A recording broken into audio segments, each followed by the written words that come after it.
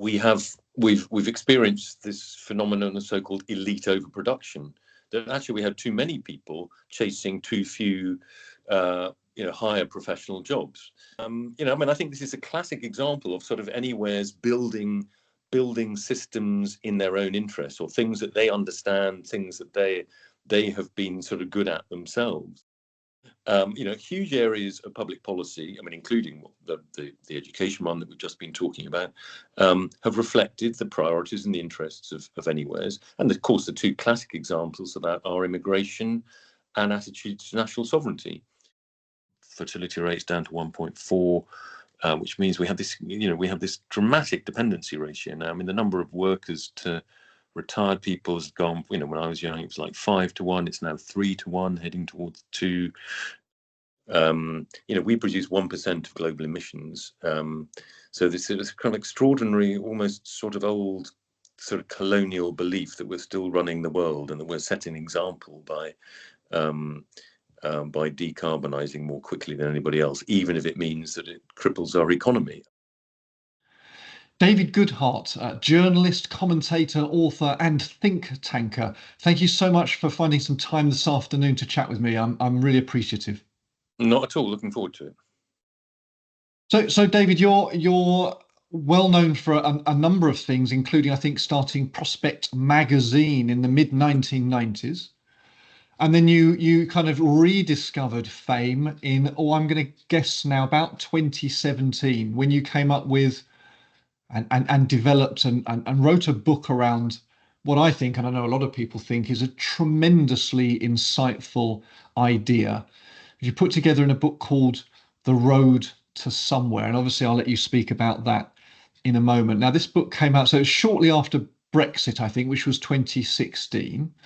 And it's a very powerful, I think anyway, a very powerful framework for understanding divides in our culture between different groups. It takes us a step away from thinking about left and right politics, which still has some value, but this splits people into categories in quite a different way. And I don't want to go on about it for too long because I want you to do the talking here, but it categorizes people. Of course, categorizations are always simple, and of course you get a gradation, but the categorization allows us to digest the idea that some people in Britain consider themselves to be citizens of somewhere, in that they belong to a certain part of the country, a certain town, a certain place, and probably have family around them. And other people in Britain consider themselves to be citizens of anywhere, that anywhere they lay their hat is their home. And indeed, that could be in Britain or elsewhere. You followed that up with another book called, now let me get this the right way around, Head, Hand, Heart, which again, if I can put it crudely, categorizes the jobs that people have into three types. Those that use people's predominantly need the head. So the laptop class, we might call them in a different way, but I suppose not everyone who uses their head uses a laptop, but that sort of thing. The hand, so like Keir Starmer's father, used his hands apparently to do his work, so people work in factories and so forth, or building. And then people who use the heart, sort of metaphorically, but nonetheless in the care sector. So heads, hands and hearts, these three sort of echelons within society in terms of jobs. And broadly, the idea that people who use their heads for their jobs are considered to be more valuable, and in some cases recompensed better monetarily, but I think not always. And then your most recent book, which is really quite recent, called The Care Dilemma, which is maybe a bit more focused on a particular area of British society, the issue of predominantly older people into their dotage requiring state support with care. And we have a growing number of older people and probably a reduced fewer young people as time goes forward. And how do we deal with that? Now, these three books clearly link in many ways, albeit that they also talk about very different issues and provide very different insights. So I've said more than I planned to there. So it just really represents my interest in what you've been doing, David. Perhaps we could pick up, if I can cast your mind back to The Road to Somewhere, with hindsight, an idea that is kind of obvious, but absolutely not until you in particular wrote about it. Could you tell me more about the road to somewhere? Yes. So you're right. There is a connecting theme across the three books. I mean, you could call them all elaborations of a sort of critique of the anywhere domination of our society over the last 30 odd years and the new divisions that that has given rise to. And, I should probably just go back and define the terms a little bit. The book that you mentioned, The Road to Somewhere, that came out in 2017, it was kind of a sort of attempt at a sort of sympathetic understanding of populism, if you like. It was trying to, it was asking the question of why is it that so many people feel so unhappy despite living in one of the kind of richest, freest, most democratic societies that has ever been. A lot of people, a large minority, perhaps even a majority of people, feel that their interests are kind of not represented by the political class in important respects. And I talked about the education-based value divides that have always been there, but have become more prominent in recent decades, particularly since the advent of mass higher education and the much greater importance of academic qualifications or rather educational qualifications in people's life chances. That again, it's always been there, but it's become more acute in probably since the 1970s or the 1980s. So I talked about these two broad groups, the anywheres and the somewheres. It sounds very binary. It's one of the criticisms of the book. This is too binary, but actually, if you read the book, you'll see there are many different kinds of anywheres and many different kinds of somewheres. There was also a large group I call the in-betweeners, who share the worldview of these two groups almost equally. So who are the anywheres? So the anywheres are the educated, university educated people in this country, and a lot of this applies across all rich countries, who tend to, particularly in the UK, actually, because we have a very high number of, very high proportion of people who go to residential universities, so leave the place they've grown up, their hometown, their own families, at the age of kind of 18, 19, and go and kind of immerse themselves in a completely different network, 200 miles or so away, maybe from where they've been brought up. And some people flourish in that environment. Some people find that rather difficult. But mobility is therefore kind of built into the experience of the people who then go on, generally speaking, to run our society in a way that it still isn't probably for the majority of people in the UK. I mean, we have become obviously a more mobile society than 100 years ago, both geographically and socially. But most people still, I think it's near more than half of people, something like 55% of people still will live within 15 miles of where they were born. Anyway, the anywheres are the kind of graduate class, the people that have done well at school, passed exams, got into more or less good universities, have more or less successful professional careers, and they, there is a worldview associated with that. Not everybody who has that experience signs up to the worldview, but it tends to value mobility and openness and autonomy, and people in that group, partly because of their own experience of being plunged into very different worlds at quite a young age, have come to appreciate the importance of openness and diversity, and they're comfortable generally with change and difference, and this kind of anywhere group represents, I mean, one could argue about incidentally, I mean, when I was writing the book, I started writing the book, by the way, just before the Brexit referendum. I finished writing it just after Trump was elected for the first time in November 2016. So I mean, that was very much sort of in my mind as I was writing the book. One of the reasons the book did pretty well and had some influence. I mean, my terms anywhere and somewhere have to some extent gone into the political vocabulary, at least in this country. But it came out in early 2017. I was one of the first books with a sort of general explanation for these phenomena that shocked a lot of people, Brexit and the election of Donald Trump. And I think, that is why the book did well and is still referred to this day. But I spent, while I was writing the book, I spent a lot of time with my nose in the British social attitude surveys and other attitude and opinion surveys. And these worldviews that I described definitely exist. They are there. They're kind of there in the data, if you like. I invented the labels. I didn't invent the worldview groups. One can argue about the proportions of the society that I attribute to the different groups. I mean, I talk about the anywheres are a large minority, perhaps 25, 30% of the population, and the somewheres a larger but less influential group, maybe 40, 45, 50%.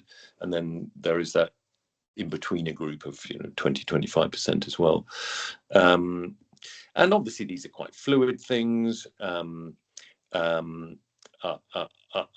should emphasize that while the anywhere, to caricature it anywhere, it might be, your liberal Guardian reading, university educated professional is a classic anywhere. And they tend to have values that are comfortable, as I say, with openness, with autonomy, with diversity. And that is derived partly from their own experience of higher education and so on. And they tend to, another useful way of thinking about these distinctions is the extent to which your identity, this comes actually not from me, but from a famous American sociologist called Tulka Parsons, who talked about people's identities being on a scale or spectrum rather between achieved at one end and ascribed at the other. Now, we're all a mix of the two things. But anywheres tend to have a higher proportion of achievedness, as it were, in their identities. They are partly a product of their own achievements. They have done well at school. They've gone into decent professional employment and so on. So they have a sense of themselves as sort of being their own creations in a way that somewheres I haven't really described. I mean, somewheres are the kind of other side of the coin, if you like, of anywheres. They tend to be less well educated, tend to be more attached in their identities, tend to be more attached to place and group, and tend to be more uncomfortable about rapid social change for obvious reasons. If more of your identity is based on a particular place or attachment to a particular group of people, you are you're white, male, northern, working class. You come from Newcastle. I mean, you may have other attachments and identities too, but your sense of yourself is kind of more rooted than the average anywhere person, and therefore it is susceptible to being discomforted when the place you come from changes. Gentrification, immigration, whatever the cause. Similarly, your the group that you grow up with sort of disperses and changes, and some people kind of find that fine. Even many somewheres happily go along with that, but many people find, particularly if they come from a somewhere background, haven't been through the kind of, as it were, the deracination process of going to university. Some people find that change is loss, and that seems to me a perfectly sort of decent instinct. So I'm not particularly, I mean, people sort of saw me as promoting sort of somewhere interests against anywhere interests. I mean, I guess I am doing that to some extent, but my main argument is not that neither of these, both of these worldviews are perfectly decent in their mainstream form, and of course, anywheres and somewheres share a lot of interests in common. We all want, I don't know, Britain to be well governed and to be fairly governed, and we want the welfare state to function and the economy to function. I mean, one can have anywheres and somewheres can often be on the same side in a lot of the old left-right arguments about size of the state, redistribution, levels of public spending, and so on. The anywhere somewhere value divide sort of cuts across left and right in often in rather complicated ways. So neither of these worldviews are better than the other. The problem for our politics has been that one has been over dominant for 30 odd years, and it's led and it's prioritized certain things and looked away from other things. So it's been very comfortable with, generally speaking, with the internationalization, the globalization, if you like, of economic life. It's been relatively comfortable with large-scale immigration. It's been pretty indifferent to dramatic deindustrialization. It was not just a phenomenon of the 1980s. I mean, it's carried through into the new Labour period, indeed increased pace in many respects in the new Labour period. It's been very keen to promote, as it were, its own, the anywhere pathway of higher education. We've had a huge amount of legislation and reform and a huge amount of investment in higher education in the last 20-25 years, continuing expansion. The famous Tony Blair speech in 1999 saying 50% of school leavers should go to university, and so on and so forth. Incidentally, I think an extraordinary speech in many ways, and I think it does show that anywheres, however liberal-minded they are often blind to the experience and the interests of people who are not like them. I mean, I think it's very unlikely that anybody involved in the writing of that famous speech had a child who was not heading to a Russell Group university if they were not already there. There seemed to be no thought at all given to the feelings of people who would not be in the 50% of school leavers going on to university. And of course, I think many people who were in the 50% that didn't go to university felt like second-class citizens. There was so much emphasis in the kind of national priorities of being a graduate, the graduate experience, and so on. And I think we developed, and this is perhaps where the book spills over into my book that I wrote after The Road to Somewhere, called Head, Hand, Heart: The Struggle for Dignity and Status in the 21st Century, which was about the kind of overvaluing of the kind of exam passing, analytical exam passing intelligence. Important though it is, obviously we need clever people to solve all the problems that we need solving, climate, etc. This is not a kind of anti-intellectual thesis at all, but it's arguing that we place too much value on, or to put it another way, the merit in meritocracy has been too narrowly defined around a certain kind of analytical intelligence, and that actually there are still lots of skills, whether it's caring, the emotional intelligence, being expressed by a very good nurse or carer in a care home. I mean, for all sorts of reasons that we could go into. I mean, care ability is much harder to quantify than analytical intelligence abilities. Analytical intelligence abilities, are literally exam passing. We can measure them, so it seems kind of fair. Some people do better than other people, therefore they should go on and run the society. But I think as well as overvaluing a certain human aptitude and undervaluing, practical know-how, the practical skills of being able to fix your own plumbing or electrics, and the emotional intelligence associated with the kind of the heart. These things I think have been overshadowed by the elevation of a certain kind of analytical intelligence, and it's kind of what it's done is effectively sort of narrowed the merit in meritocracy.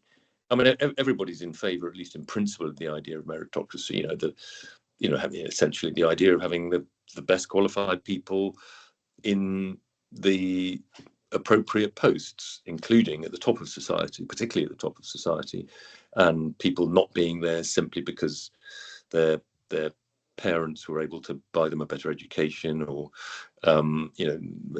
nobody is in favour of a patronage society where children just inherit their parents' position on the economic and the status ladder.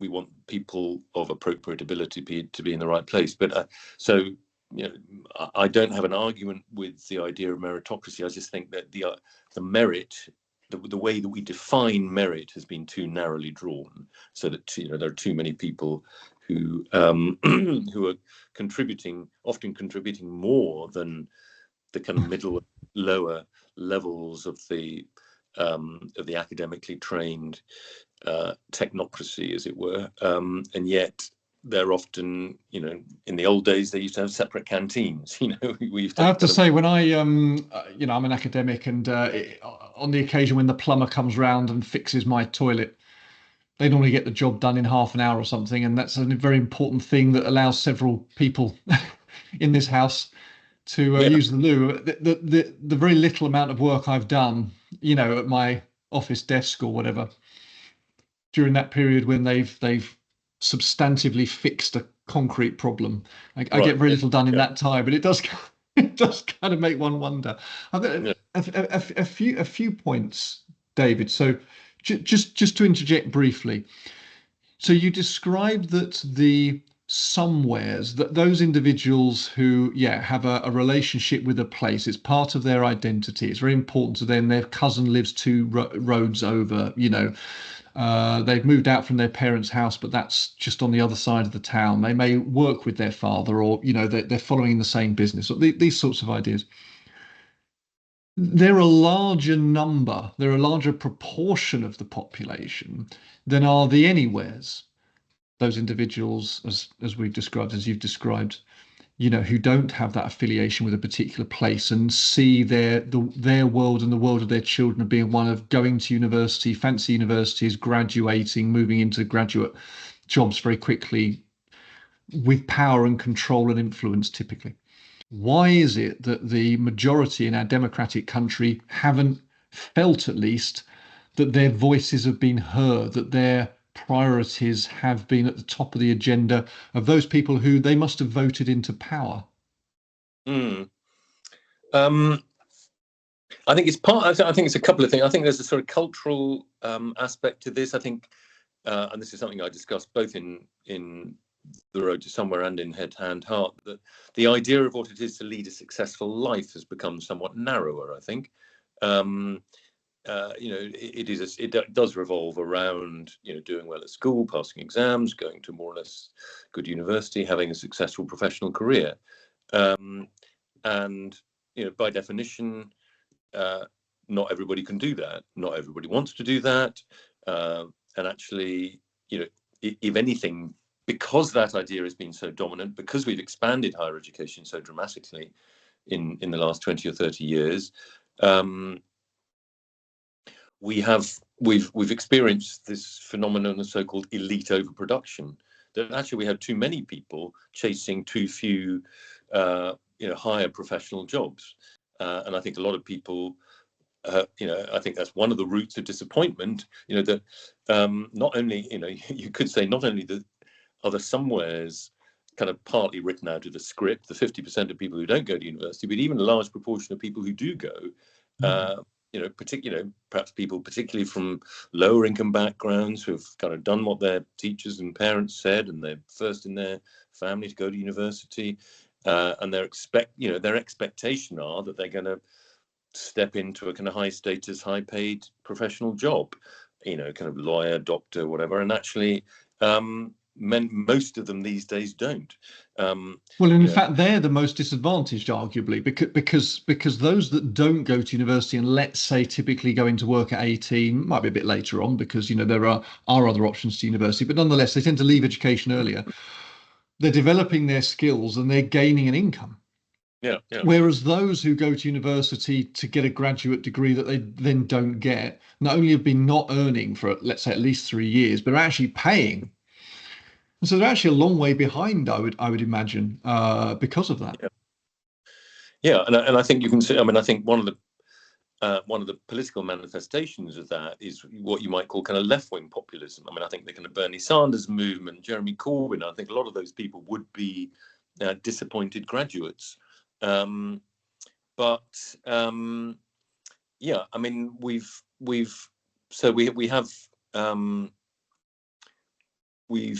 placed too much emphasis on just a certain way of life, if you like, and of course we enormously neglected, unlike quite a few European countries, we do not have a clear that the golden path to university is, there is this kind of red carpet that's laid out. It's a very simple process. You apply.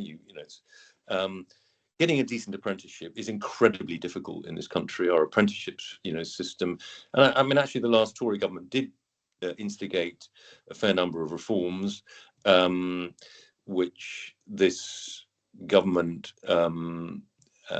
seems, broadly speaking, to be sticking to.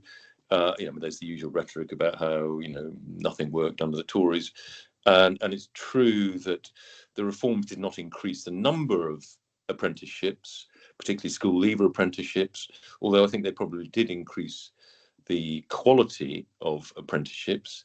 And actually, I noticed in Keir Starmer's speech to the Labour Party conference a couple of days ago, he was talking about actually ending this 50% target of sending school leavers to university, and instead having a 75% of target of sending people either to university or into an apprenticeship, which I think is a kind of small step in the right direction, although whether policy and funding. Actually, part of what is happening, I think, is that universities, some universities, let's say the non-Russell Group universities, crudely put, are partially pivoting away from traditional academic courses. So let me put it a slightly different way. They're bringing into their portfolio more vocational courses, which some people would be surprised that they're degrees. Oh, do you need a degree to do X? We can debate that till the cows come home, and actually maybe we will. But the point is that the point is that whether it's through a degree or some college system, we need nurses, we need builders, sort of, and so forth. I suppose builders don't go to university, but there's a number of vocational degrees that are now police officers, for example. And in the end, perhaps it doesn't matter too much whether it's college based. Yeah, construction managers do. Construction managers. But what we've had, the massive academicization, I would say over academicization of a huge number of kind of professional qualifications. Things, I mean, go back to as recently as the 1990s, the vast majority of professional people, whether in kind of business or the professions, didn't have degrees.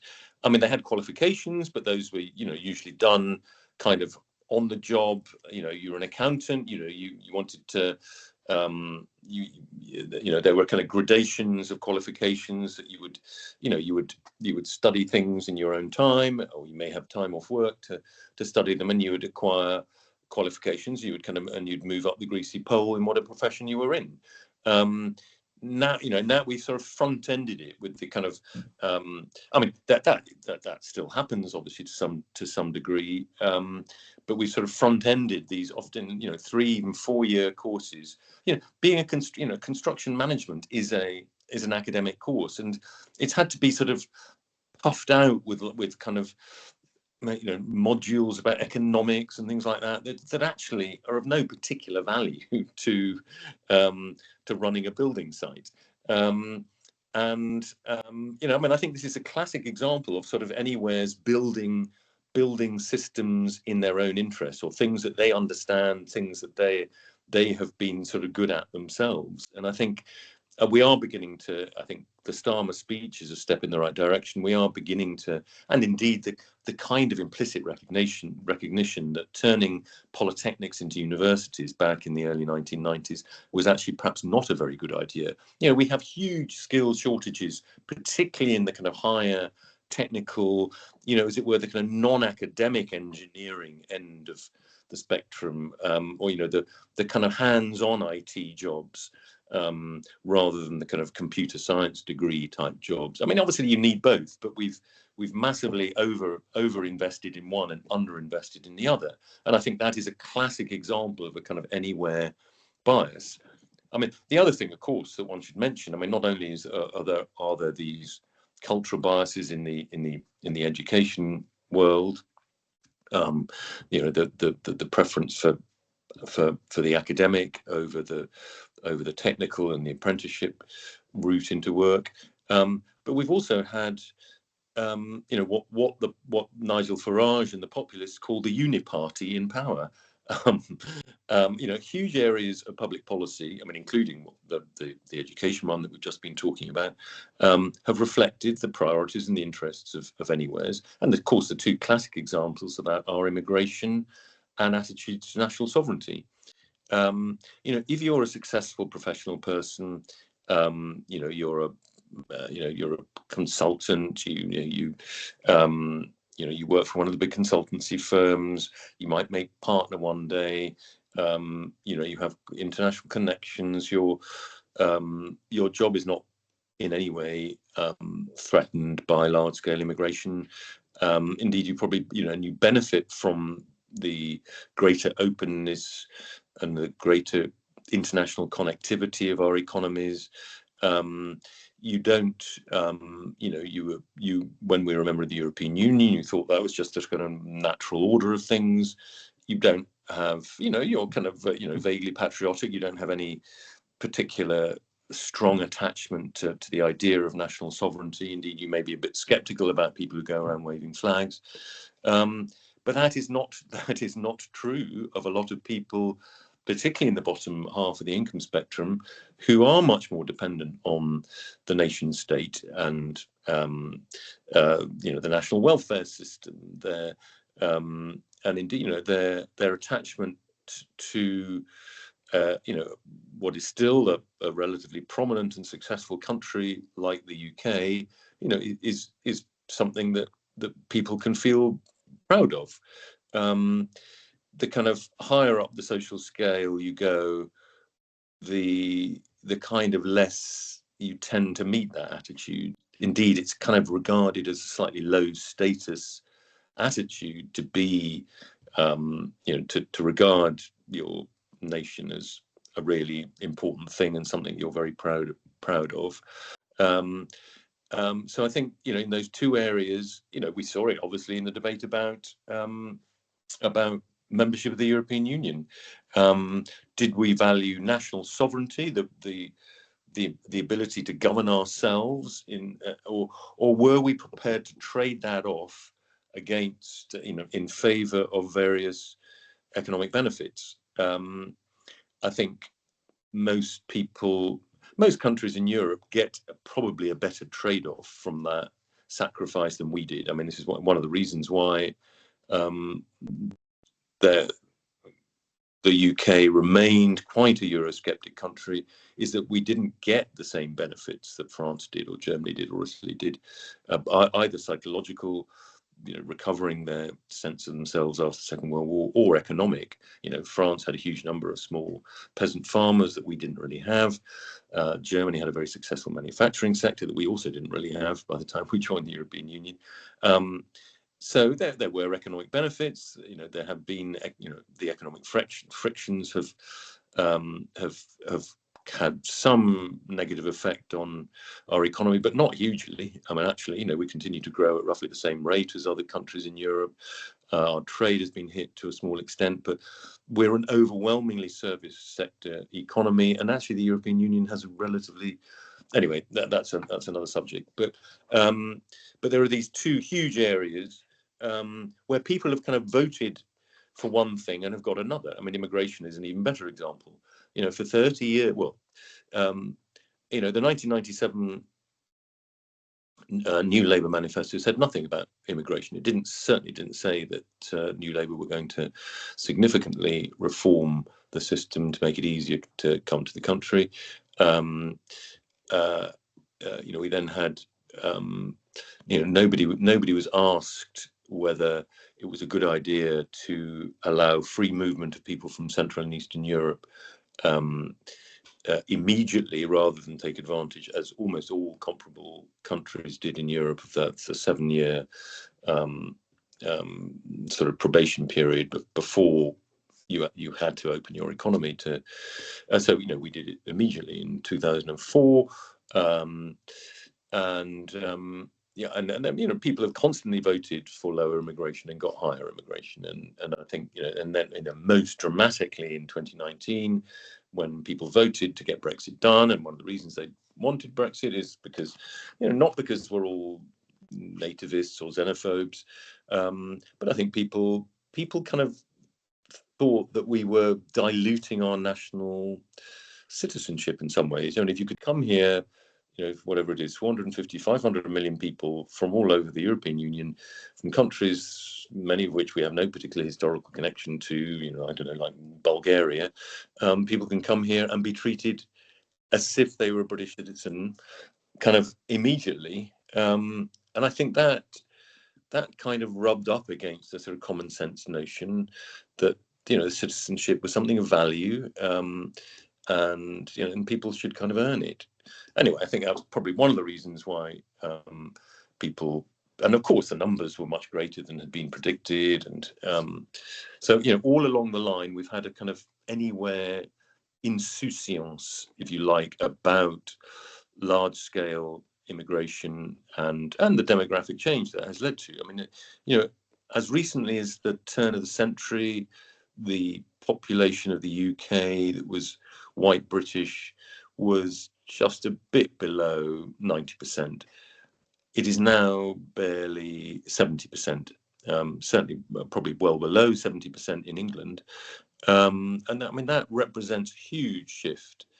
And I think it is kind of one of the dividing lines between a kind of anywhere liberal worldview, which would sort of say, so what? Sajid Javid famously, I think Nigel Farage tweeted something, this is a few years ago now, about how Birmingham had now joined London and Luton and Slough and a few other towns in becoming majority minority. So the white British were now no longer more than half the population in these towns. Sajid Javid replied, so what? And I think that is sort of one of the distinct, people whose instinct is to say, well,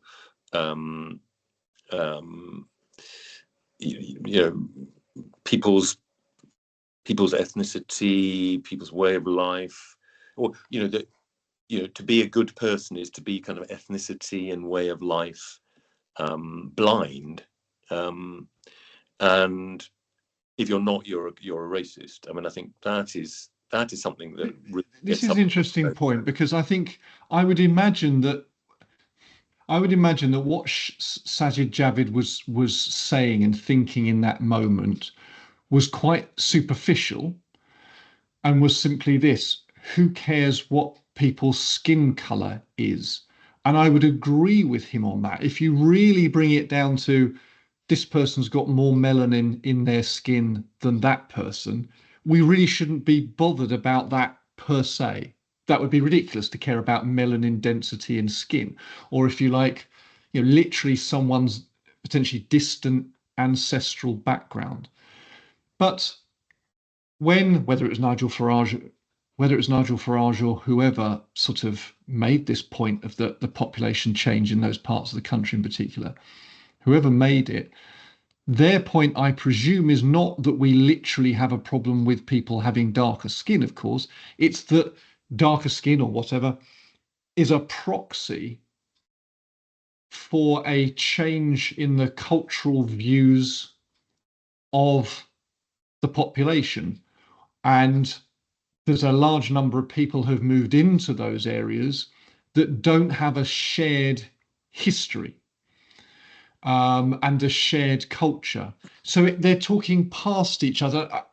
And Sajid Javid, in saying that, I think is being disingenuous because he knows, surely, that it's not really about people's colour per se. People are having concerns, rightly or wrongly, but they're having concerns about that as a proxy for rapid cultural change and just general rapid change that people feel alienates them from where they live. Is that a fair analysis, do you think? Yeah, I think, yeah. And the irony is that Sajid Javid, I think, along with John Cruddas, is now heading up a government-backed commission on integration and social cohesion. So in which case, but did he say that then because he believed it, or because that was the thing to do then? That what you did as a politician, perhaps particularly a Tory politician, is you made sure that you were seen to be in inverted commas, nice person. yeah, yeah. No, and I think, yes, I mean, I think that is the mistake that a lot of, and again, it comes back to this kind of lack of empathy in a way. We are morally superior to you somewhere, people who feel uncomfortable about rapid demographic change.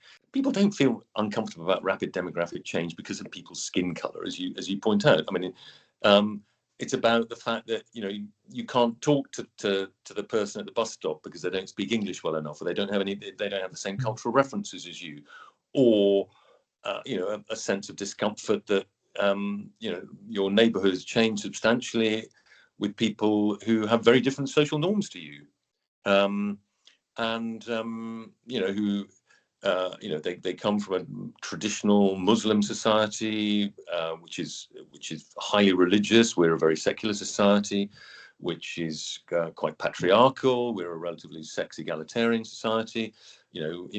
We're a pretty right for good and less good. We're an alcohol-soaked society. And the pubs are all closing in that neighbourhood now because lots of people from more traditional Muslim society are living there.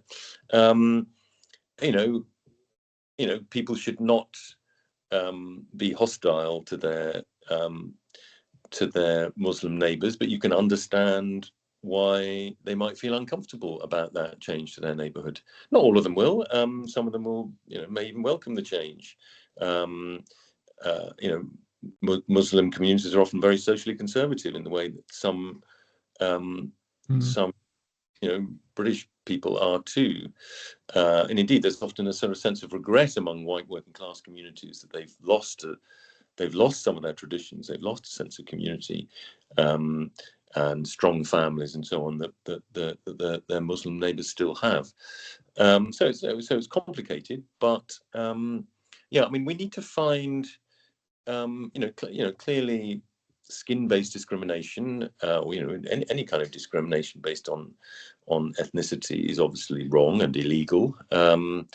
But we need to find some expression of kind of national identity that brings people together. The idea of a sort of being on the same team, a common endeavour, is incredibly important. More important now, arguably, than it has been for a long time. We have these big challenges that we're requiring our politicians to take huge decisions on, whether it's to do with the ageing society, the collapse in fertility, the distribution between generations, what's going to happen about climate change, and indeed the very fact of our much more ethnically diverse society. We need a sort of common language, and I don't think, and obviously, we, even people who are described as far right. I mean, there's certainly would be true of Farage. I think it's probably even true of Tommy Robinson. He's not an ethno-nationalist.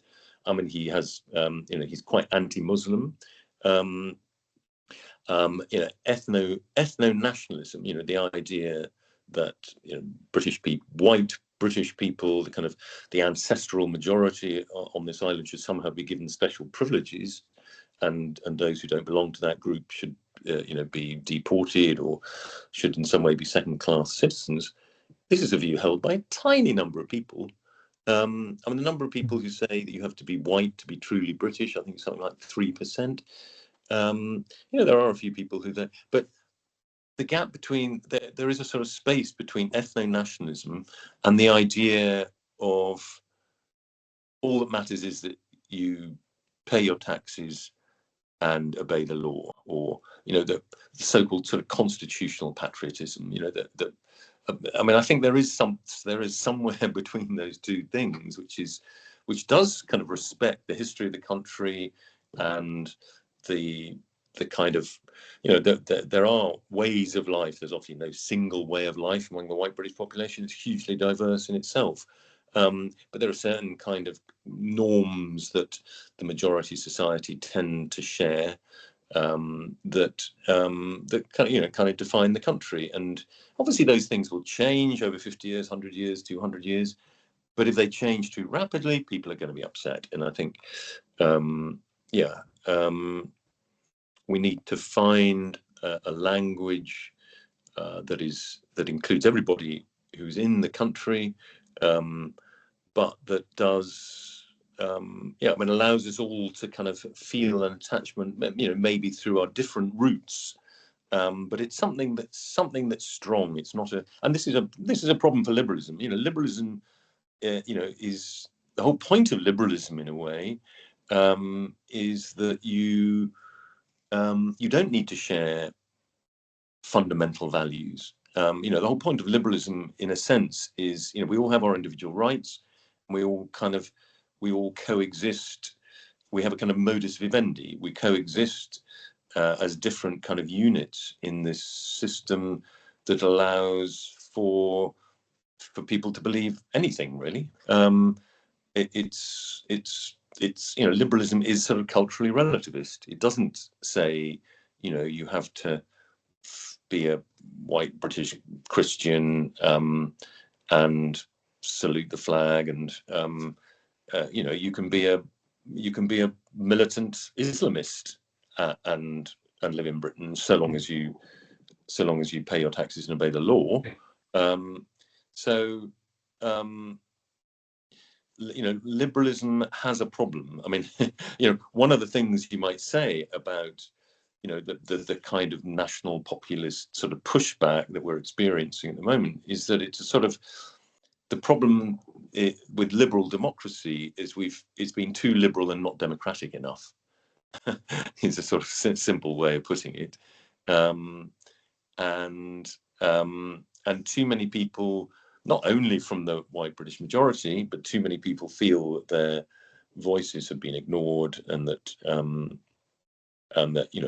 they do, they finally want the political class to listen, particularly on these two issues of immigration and national sovereignty and the. Do you think then, this wasn't a question I had prepared, but given what you've said, part of finding a national identity that works for everyone, or at least most people, presumably requires a leader of the country, a prime minister who does that well. Is there any of the riders in the present race that you think has a decent chance of doing that? And with the lead kind of challenger at the moment, Nigel Farage, he has very clear opinions on national sovereignty. He's very pro-British sovereignty, and he also seems to be fairly clear, I think, on both mass immigration, legal immigration, and trying to very strongly tackle illegal migration. There's these two issues at the moment for the UK that are being talked about a lot. So is he someone that could be that leader, or are his policies too divisive for many groups in Britain now that he would be applauded by some but hated by others, and that might cause actually greater splits in British culture? Yeah, that is a danger. I mean, one of the things I've argued for is that we need political leaders who can speak both to anywheres and to somewheres. So the problem with our politics has been, as I said earlier, that the anywhere class has kind of imposed its own priorities ignored some important areas, whether it's kind of apprenticeships, whether it's immigration, whether it's indifference to deindustrialization and so on. They've kind of ignored these things, and populism is a sort of pushback against the success of reform, is because people are fed up with that. They're fed up with the fact that the kind of the anywhere class, but we don't want to just replace anywhere over domination with somewhere over domination. We need to. One of the things I've argued for is we need a kind of political. We need a political class that can sort of straddle the two, can straddle the divide. And I don't think we've really produced anybody like that yet. I mean, there were kind of moments when Boris Johnson sort of, partly because of partly because he's so funny, he's sort of anti-politician political appeal. He was quite popular with people in the Red Wall because he was a laugh. But he was also a Tory, so he spoke for the kind of shires. And it's a shame. I mean, he's obviously his own personal failings, and he's not exactly a man of high principle. Meant that he couldn't really adopt that role. I mean, Farage is very politically flexible. He has shifted. I mean, so he was. I think, to be fair to Farage, he's always been very sensitive to the accusation of racism. He's been very clear about excluding Tommy Robinson and the kind of the more sort of street end of populism from his parties. And he has actually kind of, he moved in a pretty liberal direction, actually. And he was actually, he was talking a little bit like Sajid Javid a year or two ago, sort of, well, does it really matter that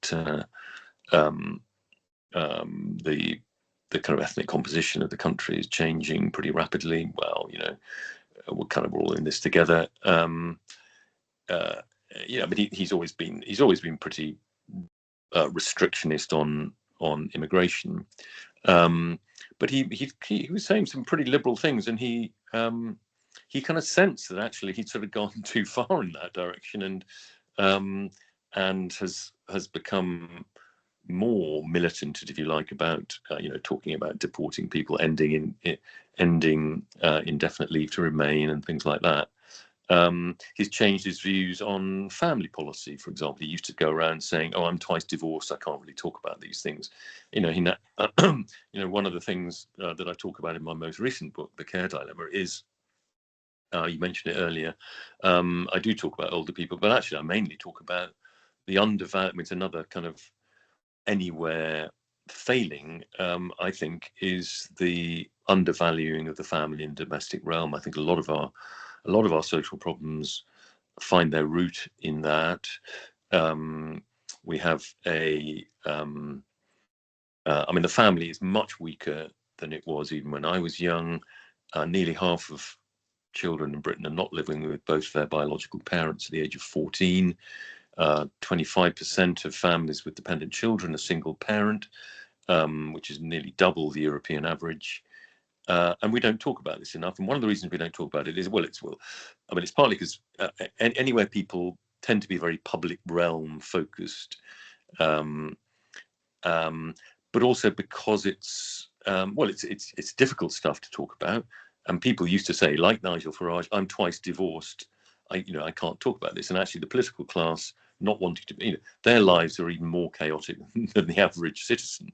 Often, I think I read somewhere that something like 40% of the 2010 intake into Parliament 10 years later were not any longer married or in the same relationship that they had been in 2010. That might have been Brexit.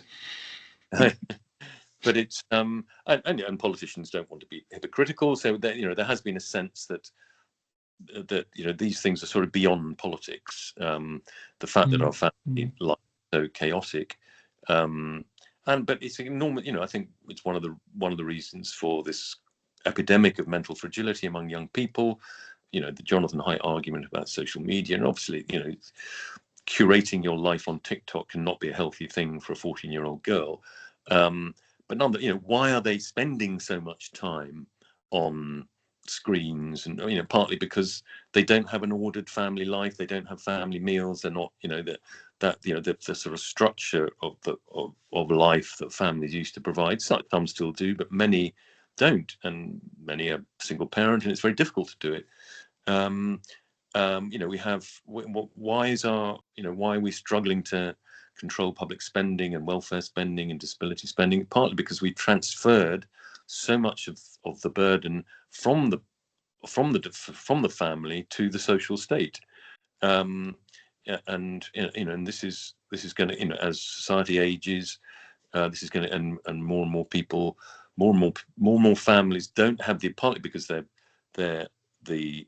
parents have not stayed together, so it becomes much harder then to provide a home for grandparents. So they end up leaning on the state with domiciliary care, or even having to go into an old person's home. I mean, we have the crisis of collapsing fertility. Our fertility rate's down to 1.4. Which means we have this dramatic dependency ratio now. I mean, the number of workers to retired people has gone. When I was young, it was like 5 to 1. It's now 3 to 1, heading towards 2. And this completely messes up public finances, and we're going to have to pay higher and higher taxes, unless we start having more children, or unless we bring in more people from abroad, and that we've done that on a massive scale, and it's not popular. And increasingly, well, yeah, we've kind of shot that bolt, right, to some fair degree. You can't now say that's one of the problems with doing it. I think that we haven't got any wiggle room to really do that anymore. I mean, I don't think it's going to be for a long time that any political party will, well, they never did, but run on a mandate that we're going to bring in a lot of immigration, even if it may be a very good thing to do. I'm not saying it's good or bad, but you kind of shot that bolt. One other option could be increased productivity, which Britain doesn't seem to be very good at, but it could be that there's some salvation in AI. I wouldn't mind moving on to that. I know AI isn't your expertise necessarily, but first of all, there's a possibility. I don't particularly expect you to opine on this, but that AI might be a magic bullet that would suddenly boost productivity. But another interesting thing that strikes me about AI, which links back to some of your work, is where the head class, we're talking head, hand, heart now, so the laptop class, as you might alternatively call them, have done very well, particularly in recent times, because of the way that the government has preferenced those sorts of people. It could be that AI is coming for their jobs as opposed to the heart and the hand jobs. Now, it's hard to, I'll be careful how I say that. It's hard to predict the future, but it does seem that AI can do a number of brain tasks, at least as well as humans could do, or at least mean we need less humans to do a certain project. But we haven't got androids yet. We've got robots, but not androids. So we do need builders to build things, and we certainly need carers to care. I think it'll be a while yet before people are prepared to be cared by robots. So it could be that this dominance and by the laptop class could be at an end, partly because they get hit harder by the changes to society and job availability due to AI than are the traditionally undervalued job classes. Yeah, I think that's right. I mean, I talked in Head, Hand, Heart about the kind of jobs of the future being coding and caring, although actually it turns out that AI can code pretty well. So, but no, I think a lot of them kind of middle and lower levels of the sort of knowledge worker class will disappear. I mean, I think it's another reason for reversing the overexpansion of higher education, or turning more of these colleges, into technical colleges, because we still will need the people who kind of understand how the pipes work and can fix them when they go wrong. So yeah, I think AI could, to some extent, sort of shift the balance of power between head, hand, and heart, and may provide some of the productivity boost. But there are also more basic things. I mean, I think one of the reasons for low investment and low productivity is precisely because we have had such high levels of immigration, often quite low skill immigration too, which removes the incentive to invest in labour saving machinery. I mean, if you have a constant supply of cheap labour, then you don't invest in. And I think the classic example of this was the kind of deindustrialization of automatic car washes. And apparently, we used to have hundreds and hundreds of automatic car washes, and then we had a large influx of people who were prepared to do the job with their hands, and the automatic car washes closed down. We've literally sort of deindustrialized. We do have this problem with energy costs. Another reason for low investment in the UK has been, and particularly in the manufacturing sector, is our energy costs. I think industrial energy costs trebled, I think, between about 2003 and last year. I mean, that's in most of Europe they've gone up too, but they haven't gone up anything like that rate. And I think obviously there is the issue of climate, but we seem to be handling it in a way that is shooting ourselves in the foot. And I think there must be a more sensible way. This is something that both the Tories and Reform have latched on to. You don't have to be, you don't have to be sort of climate denier. Clearly we do have more extreme weather events, and we should, as a world, we should do our best to keep the rise in temperature within reasonable bounds. But of course, most emissions now come from developing countries. 70%, I think, of global emissions are now coming from the developing world, including China and India. We produce 1% of global emissions. So this is kind of extraordinary, almost sort of old, sort of colonial belief that we're still running the world and that we're setting an example by decarbonising more quickly than anybody else, even if it means that it cripples our economy. I mean, I think people on the left tend to emphasise the kind of the fairness argument. Well, but we started the Industrial Revolution. We pumped all that carbon into the atmosphere over 150 years, so it's only right that we should now, as it were, take a bigger hit.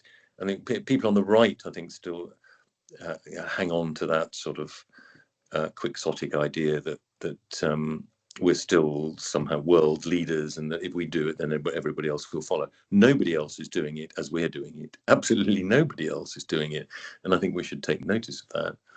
No, particularly as it's not working out very well for us so far. They're even less likely to follow us now. Yeah.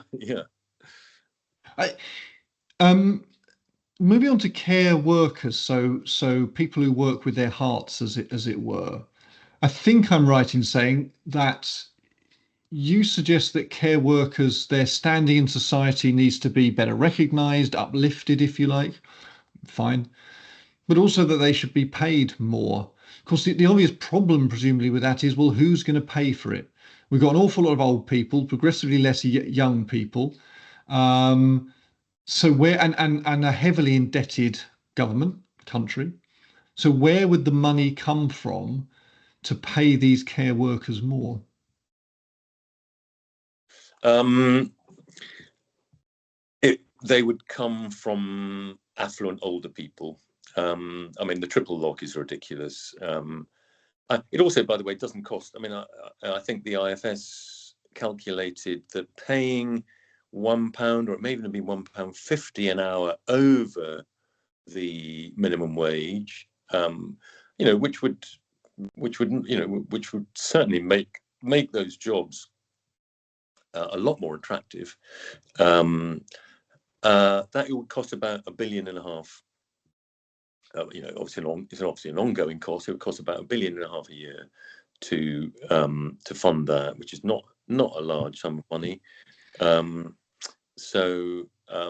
if you could bring down energy bills, you could easily offset it, couldn't you, with it costing less to warm the care homes.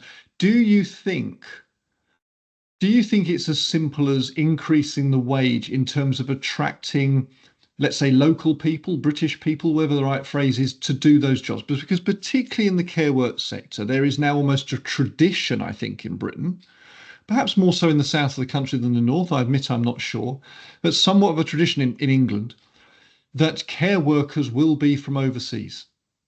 And so then once that happens, I would imagine that young people sort of almost unconsciously don't consider those jobs. It's not what they do. It's not what their sort of person does, right? It just doesn't even cross the brain as an idea, because that's not what your type of person does. And I imagine that's a hard mold to break. Is it as simple, and maybe it is, like your thoughts on this, by increasing the salary, it's more that these jobs are more attractive financially, obviously, but also society sees them as more valuable jobs because they come with a higher salary or wage price tag? Yeah, I think that is right, and you've seen it in other sectors too. That you know, when certain jobs become associated with that job's for failures and foreigners. That I don't I mean, I think it's true of a lot of hospitality jobs. We've never sort of had a tradition in this country of regarding a waiter as a kind of Career. An important profession, or somebody who works in a restaurant, or obviously chefs are different, but and that's in France and Italy and places like that, partly because they have quite a lot of their national identity, as it were, invested in their cuisine in a way that isn't so true for us.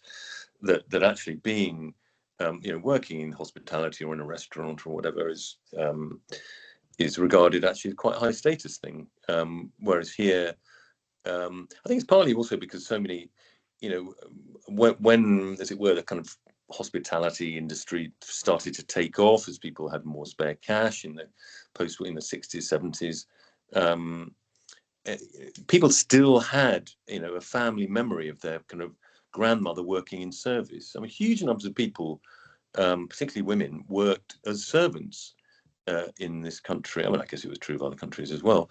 Right up until the Second World War, it sort of disappeared rather quickly in the kind of 50s and 60s, and that sense that sort of that being that it was associated with a kind of pre-democratic, a sort of more servile time, and that the idea of serving people at table has in this country sort of had that association, and I think we were just getting over it actually, and then we had the Boris wave. No, we had free movement. I think free movement then brought in a lot of people who were perfectly happy to and again, it became a job that you were quite like, if you're a kind of English person, you're quite likely to be the only English person, on the staff roster. And for some people that's fine, but it kind of often meant that you couldn't sort of have the sort of banter that you might expect of everybody else came from culture. So pub workers are still often locals, as it were. So for some reason, I mean, I think I don't think care work has entered that category. I mean, still about 80% of people, maybe 75 to 80% of people working in care homes are British people. Then they're not. You're right. It is the proportion of migrants doing that work is higher in London and the southeast, But still, I think there'd be very few homes where the majority of people were not British citizens. But there is a danger that it's sort of become classified in that way. But I think in most parts of the country, that hasn't happened. And I think and if it was better paid, and was was associated, this is it's partly because the way that sort of I was talking earlier about the undervaluing of the family in the sort of domestic realm. I think it's also because of the way that kind of modern feminism has tended to be what one might call a sort of male default feminism. It's been about promoting. It hasn't been about promoting traditionally female things or motherhood, or saying, why do we not count in GDP figures the productive work done in the home, or why have we not solved the social care, the social care funding issue? It's tended to be very much more, what is our family policy? It's essentially childcare. And childcare policy is about making it easier for both parents to spend less time in the family. And actually, this is one of the biggest gaps, I think, between public opinion and political class opinion. The political class is, as you'd expect, overwhelmingly public realm oriented people, women as well as men. And I think we have not only undervalued the kind of family and domestic realm, but also the attributes associated with that, with kind of nurture and care. And I think this spills over into the recruitment crisis in social care. This belongs, I think, in kind of the modern way that we think about this. This belongs somehow to women's past. Wiping the bottoms of elderly people in care homes, is not something that an ambitious person should be doing. I mean, perhaps it is true that an ambitious person shouldn't be doing it, but you can be ambitious in all sorts of different ways. Doing that well in a way that is not humiliating to the person. Giving somebody a bath, wiping their bottom, helping them change. Doing that in a sensitive way is an enormously skillful and valuable thing. And does a lot. It may be for one person, but it does a lot for that person to make the person in the care home feel better and feel valued and not humiliated. These things are very, very important. Far more important than academic scholars writing abstracts about abstract things. Could I just to wrap up, David? I've got a sort of a question here that I need to read out. This is one that was given to me, and I wonder, it's a little bit different, and I wonder if you can make something of this. It's a mildly spicy. See what you think. Mm-hmm. It begins as, have you changed the mind of Trevor Phillips? You first wrote that sharing and solidarity can conflict with diversity in an essay, Too Diverse, which was published actually in Prospect. Now, Trevor Phillips, who was then the chairman of the Commission for Racial Equality, described such arguments as being those of liberal powerlights, just to be clear to people, the controversial conservative politician who became infamous, let's say, in the 1960s with a certain speech, Enoch Powell. Anyway, so Trevor Phillips was damning about your suggestion that sharing and solidarity can conflict with diversity. But I think the sense here is that Trevor Phillips may have moved his position quite substantially since then. And if he has, quite possibly, he has been influenced by your good self. What say you? I certainly don't think he would ever admit to the latter. I mean, Trevor has become quite a good friend of mine. And he did, I mean, literally weeks after denouncing me for being a kind of nice racist, basically.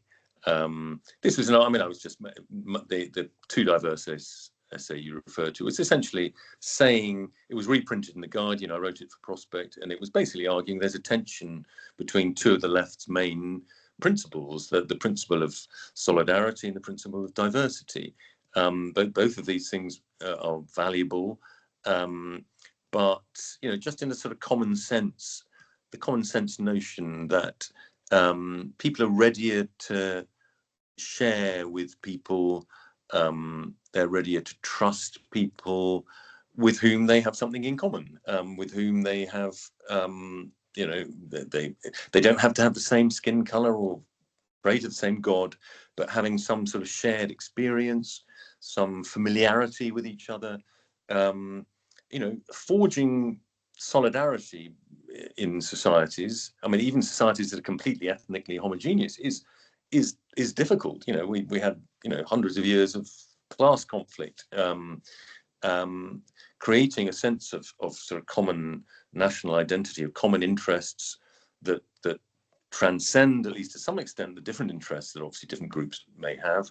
Is hard work, and it's something that social democracy is something that the left has placed a great deal of emphasis on, and the introducing into a society lots of people very quickly with very different cultures, somewhat different social norms, places that solidarity under stress. And therefore, I was basically arguing that the two things can be combined, but you've got to be careful about it. You've got to do it slowly and carefully, and make sure that you're not undermining. And I don't think we have. And I think I looked at international experience too. I mean, comparing Sweden and Denmark. Denmark has been much more cautious about liberal multiculturalism. It's much more cautious about immigration than Sweden, and as a result, has a much stronger welfare state today than Sweden does. And I think in modern societies we ask people a lot. In a way, we ask people to give more than a third of their income to the state in taxation. We share a welfare state, so we expect people to behave in certain ways. If people are able to work, they should be able to work. We're very sensitive, particularly poorer people are very sensitive to free riding. If you have the combination of somebody from outside your own society, an immigrant and a free rider, this kind of, you see this in the protests outside the asylum hotels. Relatively unprivileged British people saying these people are living in these hotels, they're getting 3 square meals a day. I can barely afford to look after myself. That sort of sense is very easy to provoke. Trevor, funnily enough, just literally weeks after my essay appeared that he denounced, he then gave an interview to Tom Baldwin, I think it was, in the Times, sort of changing his view, basically worrying a lot about the integration question, which he's continued to do to this day. I mean, he's written Sleepwalking into Segregation, I think was one of his famous speeches. He's worried about it a lot, and I think rightly so. He's a very interesting and unpredictable thinker. I mean, he's tended to remain pretty liberal on the issue of immigration itself. I mean, he's tended to sort of say, well, you can't really stop it. It's just kind of in the nature of things. I don't agree with him about that. I think you can restrict, and you can and you should control your borders, particularly an island like us. But he's definitely changed his mind about issues to do with integration and segregation.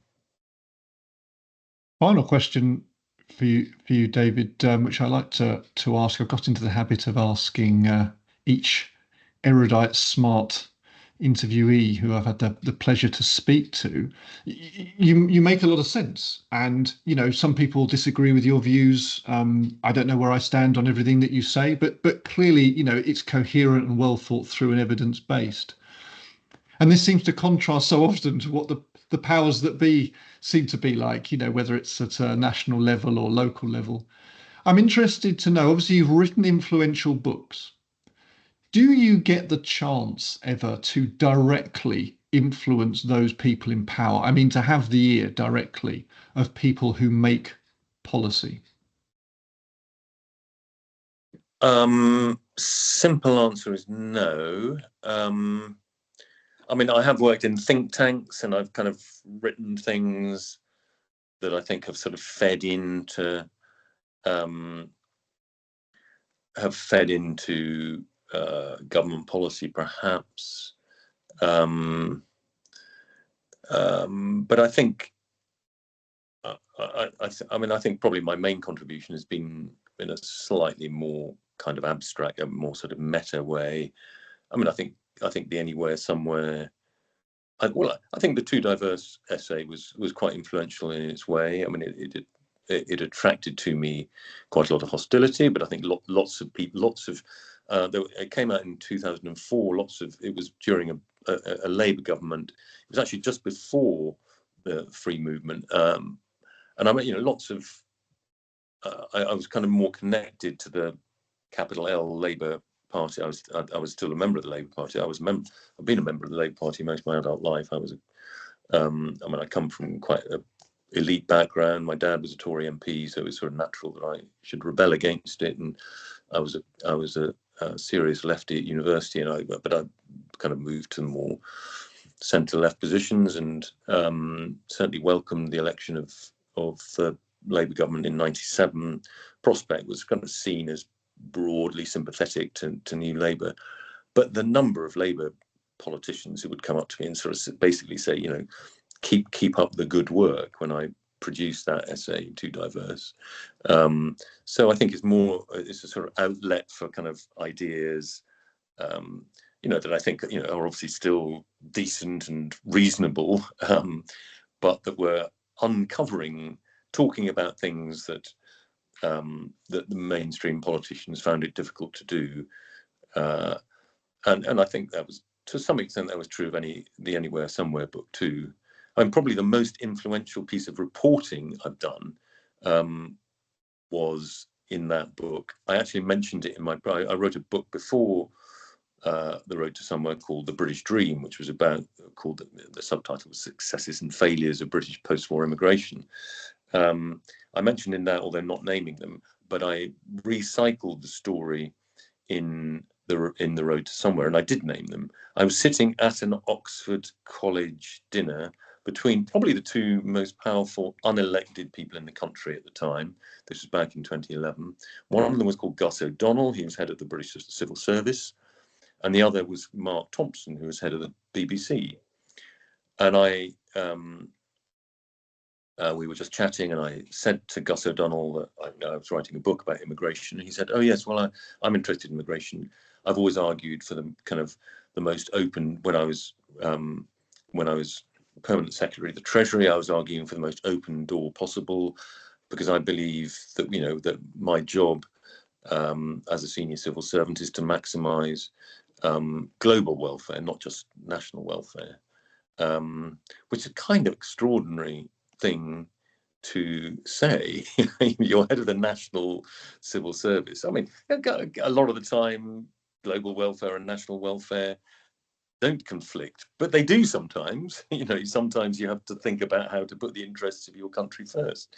I turned to Mark Thompson after Gus O'Donnell said this rather extraordinary thing, and I said, "Did you hear that? Gus O'Donnell thinks that it's his job to put global welfare before national welfare." And Mark Thompson said, "Oh yeah, well, I agree with him." He then winked. Sorry, go on, keep going. he kind of winked and said, "You realise we're both Catholics."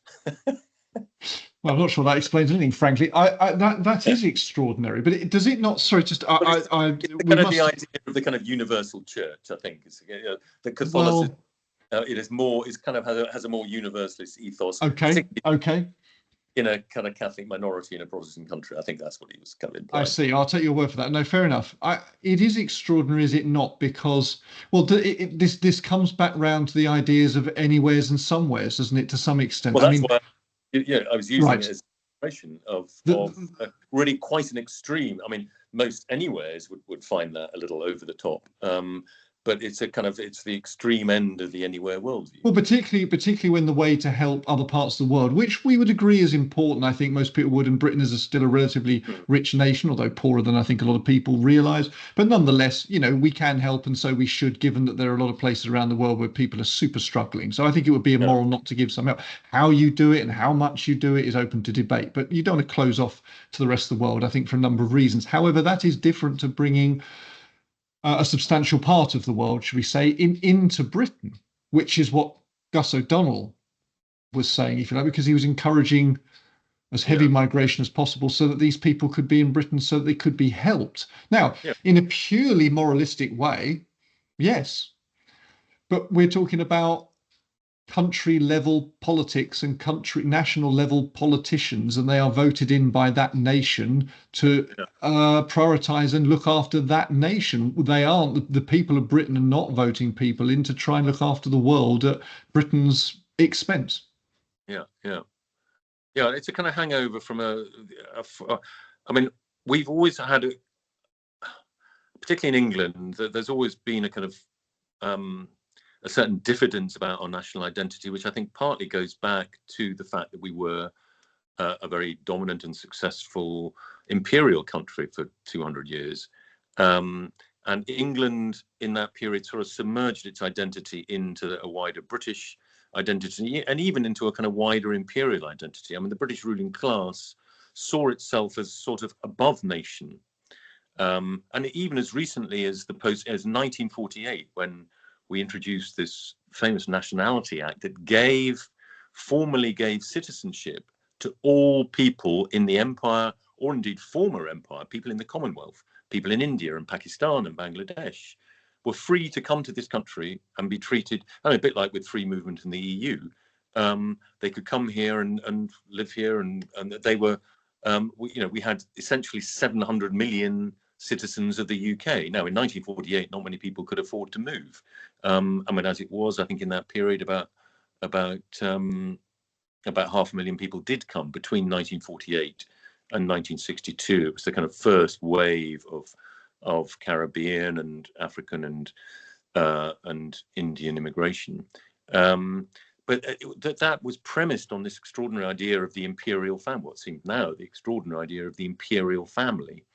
Something that kind of transcends normal nationhood. And I think that's what, compared to a lot of European countries, we've always had this sort of slightly different. And of course, this was an idea, you might say, of the right, the idea of the imperial family, although it was a Labour government that actually introduced this 1948 Act. But then in the 60s and 70s, you got the left sort of almost mirroring that because the left's often been suspicious for its own reasons of the nation state, because it wanted to put class internationalism before the nation state, and that broke down so dramatically in 1914 in the First World War, when all the kind of leftist internationalism came to nothing. Nation tends to beat class in people's affections. But you got the development of a sort of a kind of post-national multiculturalist left in the 60s, 70s, 80s that sort of almost picked up on that idea of the kind of imperial family. They wouldn't have talked about the imperial family, but it was a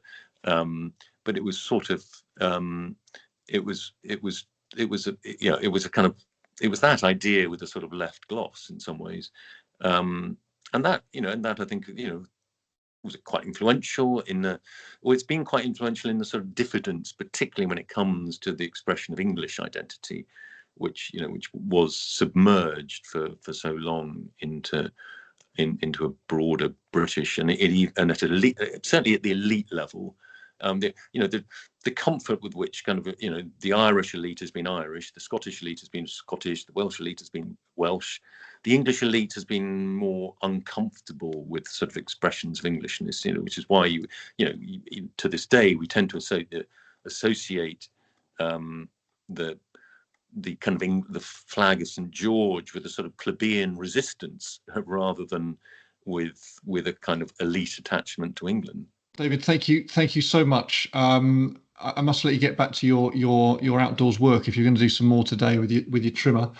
Where can people find more David? I'm on Twitter at David_Goodhart, I think. I've just started a Substack. I mean, I write a bit in newspapers, but it's a free Substack, and it has the memorable title of "A Good Heart is Hard to Find." Very good, very good. Yeah, that covers so many bases. Excellent, good thinking. Okay. But Goodhart spelled with my name rather than two words, good and heart. And I usually, I mean, it's free. I occasionally do original stuff, or I mainly recycle stuff that I've done elsewhere. My book, The Care Dilemma, touches on some of the things we've been talking about, is just out in paperback, so not ruinously expensive. And Twitter, Substack, and a bit of journalism.